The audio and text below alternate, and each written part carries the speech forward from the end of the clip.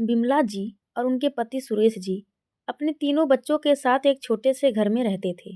सुरेश जी अपनी मेहनत मजदूरी करके जैसे तैसे अपने बच्चों का भरण पोषण कर रहे थे, लेकिन भगवान को शायद ये मंजूर नहीं था कि एक दिन सुरेश जी अपनी मजदूरी पर से घर आ ही रहे थे कि रास्ते में एक एक्सीडेंट हादसे में उनकी मौत हो गई। बिमला जी पर तो जैसे दुखों का पहाड़ टूट पड़ा था, क्योंकि अब तीन तीन बच्चों की जिम्मेदारी उसी के ऊपर आनी थी। अपने पति का अंतिम संस्कार कर बिमला जी फूट फूट कर रोने लगी। साथ ही तीनों बच्चे भी रोने लगे। दोनों छोटे बच्चे तो कुछ भी समझ पाने के लायक नहीं थे, क्योंकि सबसे छोटा बेटा अभी 3 महीने का हुआ था और बड़ा बेटा अभी 3 साल का था, और इन दोनों के बीच की बेटी अभी 2 साल की हुई थी। अब कुछ दिनों तक तो अड़ोसी पड़ोसी ने बिमला जी को सहारा दिया, लेकिन कुछ दिनों बाद उन लोगों ने भी सहारा देने से मना कर दिया, तो घर के अंदर खाने पीने तक की चीज़ें खत्म हो गई। तो बिमला जी ने एक दिन फैसला किया कि इस तरह से वो तो टाइम व्यतीत नहीं होगा, बच्चों का पेट पालना है और इनके लिए मुझे कुछ न कुछ तो करना होगा। यही सोचकर बिमला जी दूसरे लोगों के घरों में काम करने का सोचने लगी, लेकिन 3 छोटे बच्चे होने के कारण बिमला जी को किसी ने भी अपने घर में काम करने के लिए नहीं रखा। 3 बच्चों का खर्चा उसके लिए काफ़ी ज़्यादा हो गया था, जिसकी पूर्ति करना उसके लिए संभव नहीं था। वो अपना सर पकड़कर बैठ गई और फूट फूट कर रोने लगी कि इन 3 बच्चों का मैं क्या करूं, कहाँ लेकर जाऊं। थोड़ी देर सोचने के बाद बिमला जी ने एक बहुत ही कठिन फैसला लिया, जिस फैसले को इस दुनिया में शायद ही कोई मां ले सकती है। उसने फैसला किया कि वो अपने तीनों बच्चों को अनाथ आश्रम में छोड़ देगी और खुद इधर-उधर रहकर अपना जीवन व्यतीत कर लेगी। यही सोचकर बिमला जी अपने तीनों बच्चों को लेकर एक अनाथ आश्रम में चली गईं और वहां जाकर अनाथ आश्रम वालों से हाथ जोड़कर रिक्वेस्ट करने लगी और उन्हें अपनी पूरी कहानी बताने लगी कि मैं इन बच्चों का भरण पोषण करने में सक्षम नहीं हूँ, तो आप लोग इन्हें अपने पास रख लीजिए। कम से कम इन्हें यहाँ पर खाने के लिए भोजन तो मिल जाएगा। मेरे पास रहेंगे तो भूख से मर जाएंगे। कहते हुए बिमला जी फपक फपक कर रो पड़ी। तो अनाथ आश्रम के मैनेजर को उस पर दया आ गई और उसकी बात मानकर उनके 3 बच्चों को अपने अनाथ आश्रम में रख लिया। अपने तीनों बच्चों को अनाथ आश्रम में छोड़कर बिमला जी अपने कलेजे पर पत्थर रखकर वहां से चली गई। लेकिन उनके जाते ही अनाथ आश्रम के बाहर 2 बड़ी-बड़ी गाड़ियां आकर रुकी। देखने में भी कोई अमीर घराने के ही लोग लग रहे थे। अंदर आए तो मैनेजर साहब से हाथ जोड़कर विनती करने लगे कि उन्हें शादी के 10 साल के बाद भी संतान की सुख प्राप्ति नहीं हुई है, इसीलिए वो अनाथ आश्रम से 2 बच्चों को गोद लेने आए हैं। तो मैनेजर साहब ने कहा कि अभी अभी एक दुखी औरत अपने 3 बच्चों को यहाँ छोड़कर गई है, तो उन्होंने कहा कि हमें छोटे बच्चों की ज़रूरत है ताकि वो हमें अपने माँ बाप समझ सकें। तो मैनेजर साहब बोला, उनका एक बच्चा तो बिल्कुल छोटा है, अभी 4 महीने का ही हुआ है, और एक बेटी जो 2 साल की हुई है और बड़ा बेटा जो अभी 4 साल का हुआ है। आप उनके दोनों छोटे बच्चों को गोद ले सकते हैं। तो उन्होंने भी खुशी खुशी हाँ बोल दिया। तो मैनेजर साहब ने भी उनके डॉक्यूमेंट जमा करके बिमला जी के दोनों छोटे बच्चे उन्हें गोद दे दिए। तो अब उनका बड़ा बेटा विकास अकेला रह गया। उसे किसी ने गोद नहीं लिया, क्योंकि उसकी उम्र ज़्यादा हो गई थी, और जो लोग भी बच्चों को गोद लेने के लिए आते तो वो अक्सर छोटे बच्चों को ही गोद लेते थे। इसीलिए विकास अकेला रह गया। थोड़े दिन तो विकास बहुत रोया, लेकिन धीरे धीरे बाकी बच्चों के साथ उसे भी आदत हो गई और वो भी वहीं पर अपना जीवन व्यतीत करने लगा। 1 साल बाद विकास 5 साल का हो गया, तो अनाथ आश्रम वालों ने बाकी बच्चों की तरह उसकी भी पढ़ाई लिखाई शुरू करवा दी। धीरे धीरे समय बीतता गया और समय के साथ साथ विकास ने अनाथ आश्रम में रहकर ही अपनी स्कूली एजुकेशन को कंप्लीट कर लिया। लेकिन वहाँ रहकर विकास बार बार यही देखा करता कि जो भी व्यक्ति वहाँ से बच्चों को अडॉप्ट करने के लिए आते, उनके पास बड़ी बड़ी कार होती और अच्छे अच्छे कपड़े पहनकर आते। उनको देखने से ये साफ पता चलता है कि ये लोग काफ़ी पैसे वाले लोग हैं, जिसे देखकर विकास के मन में भी पैसा कमाने की इच्छा जाग उठी। वो सोचने लगा कि अगर मैं यहीं रहा तो कभी भी इतना पैसा नहीं कमा पाऊंगा और मुझे भी ऐसे ही ज़िंदगी जीनी है। यही सोचकर विकास 18 साल का होने के बाद अनाथ आश्रम को छोड़ दिया और बाहर निकलकर पैसा कमाने के लिए काम की तलाश में घूमने लगा। तो भगवान ने उसकी सुन ली। सुबह सुबह उसे न्यूज़पेपर बांटने का काम मिल गया, जिसे सुनकर वह बहुत खुश हुआ। थोड़े बहुत ही सही, लेकिन कुछ पैसे हाथ में आने लगे। सुबह सुबह वो न्यूज़पेपर बांटता और फिर अपनी कॉलेज में जाता। धीरे धीरे समय बीतता गया और समय के साथ साथ विकास के सपने भी बढ़ते गए। अब उसकी ग्रेजुएशन कंप्लीट हो गई तो उसने ठान लिया कि चाहे जो भी हो जाए, उसे चाहे जितनी भी मेहनत करनी पड़े, लेकिन वो आईपीएस ऑफिसर बनकर रहेगा। यही सोचकर वो दिन रात मेहनत करने लगा। पूरे दिन भर में गाड़ियाँ साफ करता, लोगों के जूते पॉलिश करता और रात को अपनी पढ़ाई करता। 2 साल ऐसे ही बीत गए और पहली बार में ही विकास ने अपना सपना पूरा कर दिखाया। एग्ज़ाम क्लियर करने के बाद अब विकास का बस इंटरव्यू बाकी बचा था। इंटरव्यू देने के लिए विकास इंटरव्यू हॉल में पहुंचा तो उसकी हालत देखकर सब लोग हैरान रह गए, क्योंकि उसे देखकर साफ पता लग रहा था कि ये लड़का किसी गरीब परिवार से आया है। तभी वहां बैठे इंटरव्यूअर ने कहा कि माफ़ी चाहता हूं बेटा, लेकिन तुम्हारे कपड़ों को देखकर लग रहा है कि तुम बहुत ही ज़्यादा मुसीबतों से गुजर रहे हो। इतना सुनते ही विकास की आंखें भर आई और उसने अपनी पूरी कहानी सुनाई कि उसकी माँ उसे अनाथ आश्रम में छोड़ गई थी, क्योंकि वो उनका पेट नहीं पाल सकती थी। किस तरह से वो अनाथ आश्रम से निकला है और उसके बाद वो कैसे यहाँ तक पहुँचा है। विकास की पूरी कहानी सुनकर इंटरव्यूअर हैरान हो गया कि अनाथ आश्रम में रहने के बावजूद भी ये लड़का यहाँ तक पहुँच गया, क्योंकि कुछ बच्चों को सब कुछ की तरह की सुविधाएं दी जाती हैं, लेकिन फिर भी वो लोग यहाँ तक नहीं पहुँच पाते। और ये लड़का है जो अनाथ आश्रम से उठकर यहाँ तक पहुँच गया। उन्होंने विकास को थपथपाया और उसके बाद अपने सवालों को पूछने लगे। थोड़ी देर तक इंटरव्यू चलता रहा। इंटरव्यू होने के बाद विकास को वहाँ से भेज दिया तो विकास वापस से अपने काम धंधे में लग गया। अब जिस दिन रिजल्ट आने वाला था, उस दिन विकास एक सेठ की कार को साफ कर रहा था और वो सेठ उसको बहुत ही ज़्यादा सहयोग किया करते थे। कभी उसे पैसों की कमी भी होती तो वो अपने पास से दे दिया करते। गाड़ी को साफ करते हुए विकास ने सेठ से कहा कि आज मेरा रिजल्ट आने वाला है, तो आप अपने फ़ोन में देखकर मुझे बता देना। तो सेठ ने भी हाँ बोल दिया और शाम को खुशखबरी देते हुए सेठ ने कहा कि तुम आईपीएस बन गए हो और अच्छी खासी रैंक तुमने प्राप्त की है। इतना सुनते ही विकास एकदम से खुशी से झूम उठा और सेठ जी के पैरों को छूने लगा। लेकिन तभी सेठ जी ने उसे अपने गले से लगाते हुए कहा कि अरे भाई, अब तो आप बड़े अफसर बन गए हो, अब तुम हमारे पैर नहीं छुओगे, आज से हम ही आपको सैल्यूट मारा करेंगे। ऐसा कहकर सेठ जी थोड़ा हंसने लगे तो विकास ने उनका बहुत बहुत धन्यवाद किया, क्योंकि काफ़ी बार सेठ जी ने उसकी बहुत मदद की थी ताकि वो अपने मुकाम को हासिल कर सके। समय बीता तो विकास अपनी ट्रेनिंग पर चला गया और 2 साल की ट्रेनिंग करने के बाद उसकी पोस्टिंग एक शहर में हो गई।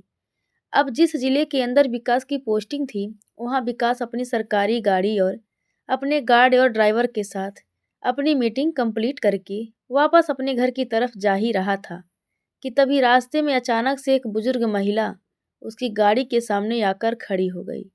तो ड्राइवर ने एकदम से गाड़ी रोकी। गाड़ी रुकते ही विकास के साथ जो गार्ड था वो गाड़ी से उतरकर उस बुजुर्ग महिला को हटाने के लिए आगे की तरफ बढ़ने लगा। लेकिन तभी विकास ने उस गार्ड को रोका और खुद उतरकर उस बुजुर्ग महिला के पास आया। उसके पास आते ही वो बुजुर्ग महिला विकास का हाथ पकड़कर कहने लगे कि तू आ गया बेटा, मेरे लिए खाना नहीं लेकर आया। उस बुढ़िया के मुंह से बेटा नाम सुनते ही विकास की आंखों में पानी आ गया, क्योंकि विकास का इस दुनिया में उसे अपना कहने वाला कोई भी नहीं था। लोगों ने उसका अच्छे से सहयोग तो किया था, लेकिन किसी ने भी उससे रिश्ता जोड़ने की कोशिश नहीं की थी। और आज इस माँ जी ने उसे बेटा कहकर पुकारा है, तो उसे अपनी माँ की याद आ गई। उसने अपने आंसू पोंछे और फिर उस बुजुर्ग महिला से बोला कि माँ जी, आप कौन हो और यहाँ पर क्यों खड़ी हो गई? तो वो कहने लगी कि बेटा, तुम मेरे लिए खाना लेने के लिए गया था और इतनी देर बाद वापस लौटा है, तो मैं यहीं पर तेरा इंतजार कर रही थी। उस बुढ़िया की बात सुनकर विकास उसकी तरफ असमंजस भरी निगाहों से देखने लगा और सोचने लगा कि माँ जी कह क्या रही हैं। उसने उस बुढ़िया की ओर गौर से देखा तो उसने मैले कुचैले फटे पुराने कपड़े पहन रखे थे और देखने से लग रहा था कि ये माँ जी भीख मांग कर खाना खाती हैं। उसको देखकर विकास सोचने लगा कि इस बुजुर्ग महिला के दिमाग में शायद कोई प्रॉब्लम है। वो उस बुजुर्ग महिला को अपने साथ गाड़ी में बैठाने लगा। तो उसने कहा कि बेटा, तू खाना नहीं लेकर आया क्या? मुझे कहाँ लेकर जा रहा है? तो विकास ने कहा, माँ जी, मैं आपको खाना खिलाने के लिए ले जा रहा हूँ। आपने मुझसे खाना मांगा था ना? ऐसा कहकर विकास ने उस बुजुर्ग महिला को गाड़ी में बिठा लिया और ड्राइवर से गाड़ी को एक अच्छे से होटल पर लगाने के लिए बोल दिया। होटल पर जाने के बाद विकास उस बुजुर्ग महिला को पहले तो खाना खिलाया और खाना खिलाने के बाद दोबारा से अपनी गाड़ी में बिठाया और एक अच्छे से अस्पताल में ले गया और डॉक्टर से उनकी सारी जांच करने के लिए बोल दिया। तो डॉक्टर ने उस बुजुर्ग महिला का चेकअप करने के बाद बताया कि इनके दिमाग में थोड़ी बहुत प्रॉब्लम है। अगर ये अच्छी तरह से दवाइयाँ खाएंगी तो ये ठीक हो जाएंगी। तो विकास ने उस महिला को वहीं पर एडमिट करा दिया और उन लोगों को कह दिया कि जितना खर्चा आएगा मुझे बता देना और जब ये ठीक हो जाए तो मुझे फ़ोन कर देना। धीरे धीरे 4-5 महीने बीत गए कि एक दिन अचानक से डॉक्टर का विकास के पास फ़ोन आया और उसे बताया कि जिस माँ जी को आप यहाँ पर छोड़कर गए थे, उनकी हालत ठीक हो गई है और अब आप उन्हें डिस्चार्ज करवा सकते हो। तो विकास अपनी गाड़ी लेकर अस्पताल गया और वहाँ से उस माँ जी को डिस्चार्ज करके अपने घर ले आया और घर लाने के बाद बोला कि माँ जी, आज से आप मेरे साथ यहीं पर रहोगी। यहाँ पर आपको किसी भी तरह की कोई परेशानी नहीं होगी। विकास की बात सुनकर उस बुजुर्ग महिला की आंखों से आंसू टपकने लगे। उसने कहा कि बेटा, तू कौन है और किस वजह से तू मुझे अपने साथ रख रहा है? तो विकास ने कहा, माँ जी, आप मुझे रोड पर मिली थी और वहाँ पर आपने मुझे बेटा कहा था। तो उसी क्षण मैंने सोच लिया था कि आज से आप मेरे साथ मेरी माँ बनकर रहोगी। वैसे भी मेरा इस दुनिया में कोई भी नहीं है। मैं तो अनाथ हूँ और अनाथ आश्रम में पला बढ़ा हूँ। अब जैसे ही विकास ने अनाथ आश्रम का नाम उस बुजुर्ग महिला के सामने लिया तो वो एकदम से फूट फूट कर रोने लगी। तो विकास जल्दी से उनके लिए पानी लाया और चुप कराने लगा। थोड़ी देर बाद विकास ने उस माँ जी से पूछा कि माँ जी, आप इस तरह से क्यों रोने लगी? तो वो बुजुर्ग महिला बताने लगी कि बेटा, मेरा नाम बिमला है और मेरे पति का नाम सुरेश था। हम मेरे पति मेहनत मजदूरी किया करते थे और हमारा भरण पोषण किया करते थे। लेकिन तभी एक दिन अचानक से मेरे पति की हादसे में मौत हो गई। तो उसके बाद मैं अपने बच्चों को खाना तक भी नहीं खिला पाई। कैसी माँ हूँ मैं, अपने बच्चों को भी नहीं पाल सकी। 3-3 बच्चे होने के कारण किसी ने भी मुझे अपने घर में झाड़ू पोछा या बर्तन का कोई भी काम नहीं दिया, क्योंकि तीनों बच्चों को मैं अपने साथ लेकर जाती थी। अब इतने छोटे बच्चों को छोड़कर भी तो नहीं जा सकती थी। इसीलिए 3-3 बच्चों को मेरे साथ देखकर किसी ने मुझे काम पर नहीं रखा। बच्चों को भूखा मरते देख मैंने फैसला किया कि मैं अपने तीनों बच्चों को अनाथ आश्रम में छोड़ दूंगी, ताकि कम से कम उन्हें वहाँ खाना तो मिलेगा। यही सोचकर मैंने अपने तीनों बच्चों को अनाथ आश्रम में छोड़ दिया। उस बुजुर्ग महिला की बात सुनते ही विकास को अपने बचपन की यादें आने लगी। उसने पूछा कि माँ जी, ये बताओ, आपके बड़े बेटे का नाम क्या था? तो बुढ़िया ने कहा कि बेटा, मेरे बड़े बेटे का नाम तो विकास था, लेकिन तुम क्यों पूछ रहे हो? क्या तुम मेरे बेटे को जानते हो? तो विकास ने रोते हुए झट से उस बुजुर्ग महिला को गले से लगा लिया और बोला कि माँ, मैं ही तो हूँ वो तेरा विकास। इतना सुनते ही विमला जी को यकीन नहीं हुआ कि ये उसका बेटा वही है, जिसको वो अनाथ आश्रम में छोड़कर आ गई थी। उसने रोते हुए कहा, बेटा, मैं तो अपने तीनों बच्चों को अनाथ आश्रम में छोड़ कर आई थी, और तुम तो एक ऑफिसर हो। तो थोड़ी देर बाद विकास शांत हुआ और अपनी माँ को, विमला जी को, अपनी पूरी कहानी बताई कि कैसे वो अनाथालय से निकलकर दिन रात मेहनत करके एक आईपीएस ऑफिसर बना है। अपने बेटे की बात सुनकर विमला जी फूट फूट कर रोने लगी और बोली, मुझे माफ़ कर दे बेटा, कैसी माँ हूँ मैं जो अपने ही बच्चों को अनाथालय में छोड़ दिया। तो विकास ने कहा, माँ, मैं आपकी मजबूरी बहुत अच्छे से समझ सकता हूँ। आपको माफ़ी मांगने की कोई ज़रूरत नहीं है। भगवान जो भी करता है वो अच्छे के लिए ही करता है। आपने अच्छा किया हमें अनाथालय छोड़कर, वरना क्या पता मैं भी आज भीख मांग रहा होता।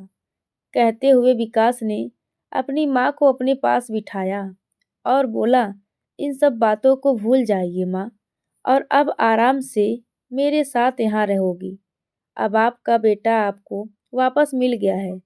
मुझे तो बहुत खुशी है कि मेरी माँ मुझे वापस मिल गई। तभी विमला जी ने अपने आंसू पोंछे और बोली, लेकिन बेटा, तेरे साथ तेरे छोटे भाई बहन भी थे, वो कहाँ हैं? तो विकास ने बताया कि आपके अनाथालय से जाते ही अमीर घराने के लोग आए थे और उन्होंने उसके दोनों भाई बहन को गोद ले लिया। इतना सुनते ही विमला जी को थोड़ी खुशी भी हुई कि चलो, उन दोनों का तो बचपन संवर गया होगा, लेकिन दुख भी हुआ कि अब वो अपने बच्चों से कभी नहीं मिल पाएगी। तभी विकास ने कहा, माँ, क्या सोचने लगी? जब हम दोनों माँ बेटे मिल गए हैं तो हमारे भाई बहन भी मिल जाएंगे। मैं कल ही उस अनाथ आश्रम में जाकर देखता हूँ कि किसने उन्हें गोद लिया था।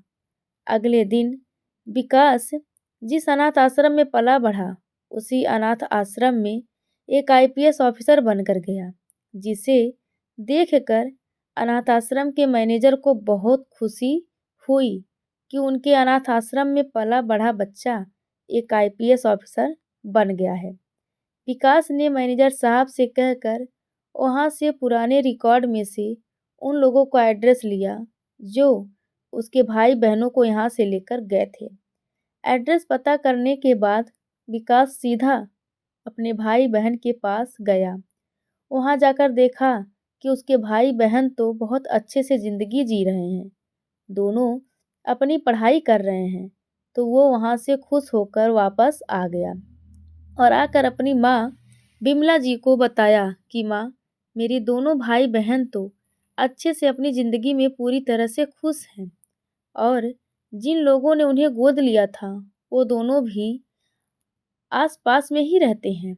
इसीलिए अब मैं नहीं चाहता कि हम उनकी ज़िंदगी को डिस्टर्ब करें। वो अच्छे से अपनी ज़िंदगी जी रहे हैं और अब हम दोनों माँ बेटे भी एक साथ रहेंगे। बेटे की बात सुनकर बिमला जी भी बहुत खुश हो गईं और अपने बेटे के साथ रहने लगीं। थोड़े दिन बाद विकास ने शादी कर ली ताकि उसकी अनुपस्थिति में उसकी माँ को अकेलापन महसूस ना हो। अब विकास कहीं भी जाता तो उसे अपनी माँ की चिंता नहीं सताती, क्योंकि उसकी माँ और पत्नी दोनों सास बहू माँ बेटी की तरह रहती थी। तो दोस्तों, कुछ लोग होते हैं जिनके पास सब कुछ होते हुए भी अपने माँ बाप को तरह तरह की बातें सुना देते हैं कि हमें ये नहीं मिला, हमें वो नहीं मिला, नहीं तो हम ये कर देते, वो कर देते। लेकिन ऐसा कुछ भी नहीं है। अगर इंसान चाहे तो बहुत कुछ अकेले ही कर सकता है। जैसा कि विकास ने किस तरह अनाथालय से निकलकर जूते पॉलिश किए, गाड़ियों को साफ किया और उसके बावजूद भी अपने मुकाम को हासिल किया। तो दोस्तों, आप सबको यह कहानी कैसी लगी? कृपया कमेंट करके ज़रूर बताएं और चैनल को लाइक शेयर और सब्सक्राइब